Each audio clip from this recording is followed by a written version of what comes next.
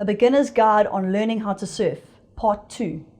Right, so we've mastered the art of sitting on your board. Now we're going to learn how to paddle. Paddling works the same way. If you are too far back on your board, you're going to be like a boat that never planes. And if you don't plane, you're not going to get speed, which means you're going to be battling to paddle. You're going to last about 10 minutes in the water and your arms are going to be blown. So make sure you're not hanging all the way off the board and you can see your nose sticking out too much. The next thing is you don't want to be too far forward on the board, because then your tail's going to be sticking out and it's just going to shoot you off the front of the board, or you're going to catch a wave in your face and possibly your board as well. So same thing, you need to find a happy medium. And about 9 times out of 10 on your board, if you can get your feet at the end of the tail, so they're not over the end of your board, they're just on the edge or maybe just before. Often there's a tail pad. If you put them on the tail pad and you lie down from there, you'll probably be in the center of the board. But the best way to tell is as you start paddling, make sure the board starts planing. So if you've ever seen a boat plane, and you guys can go and watch a video of a speedboat, when it first starts to go, the nose sticks up and then it planes and then it sits and you get your speed. So a guy that's skiing, as soon as it planes, he's up and away. Same thing on your surfboard. So you want to position yourself where the board kicks up a little bit, then it planes, and then you'll get maximal speed while you're paddling there. And it's not going to take you 20 minutes to paddle out to backline when there's no waves. You're going to get out quick and you're going to get more efficient through your paddling so you can last longer. So if you need to move around a bit, just shift yourself back slightly and then feel, okay, does it feel like I'm getting better speed? No, I feel more sluggish. Right, move yourself slightly forward and you'll find your sweet spot on your surfboard. Every surfboard is slightly different.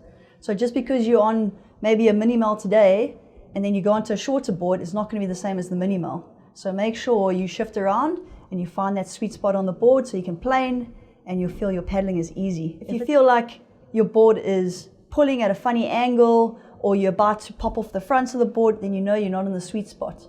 So have fun playing around with this. It's quite difficult to do if there are lots of waves, so a great exercise to practice when you are on a day where there's maybe no waves or very small waves, or even when you're at backline. Practice paddling up and down backline.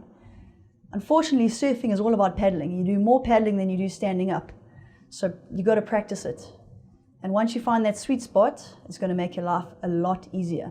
The next thing is, if you're on a board that's yours and you found your sweet spot, what you can do, and I often used to almost write myself little notes on my surfboard when I was doing competitive surfing so that I remembered, do this, do this. And what you guys can do is you can make a little mark of where your chest lies on the board, or put your arm out straight and you know, okay, when I'm lying on my board and my fingertip lines up with that line, I'm in my sweet spot. And maybe you'll be slightly off, you've got to shift yourself back a bit, but you won't be starting every session at the same point where you're trying to find your sweet spot. So generally, I'll have it either way I know my chin, or you can put a sticker on your board and you know, okay, when I'm lying on my board and I put my chin down, it's lining up on the sticker. Then I know I'm in the perfect position to start my paddling from. So there's another little troubleshoot that comes in when you're paddling, and it's that handy leash that stops your board from going flying back to the beach. Unfortunately, it sometimes gets tangled around your leg. So what you got to do is make sure that the leash is sitting on the outside of your ankle when you're paddling, because often you're going to concentrate on paddling into the wave. As you stand up, if that leash is wrapped around your foot or goes around your front foot, it's going to first of all put you off, and secondly, it's going to maybe tighten and you're not going to be able to get anywhere.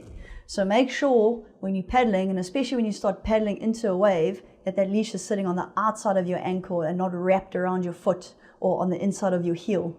And that often comes with the position of the leash. So make sure the leash is pointing on the outside of your ankle, not on the inside. Question of the day, I'd like to know what kind of surfboard you are surfing. Are you surfing a longboard, a mini mel, or a shortboard? Or are you unsure of what these different types of boards are? Leave your comments in the comment section below and we'll get back to you. If you enjoyed this video on learning how to surf, make sure you hit the like button, subscribe to our channel, hit us up with any comments or questions that you have, and be sure to share it with your friends. Happy surfing!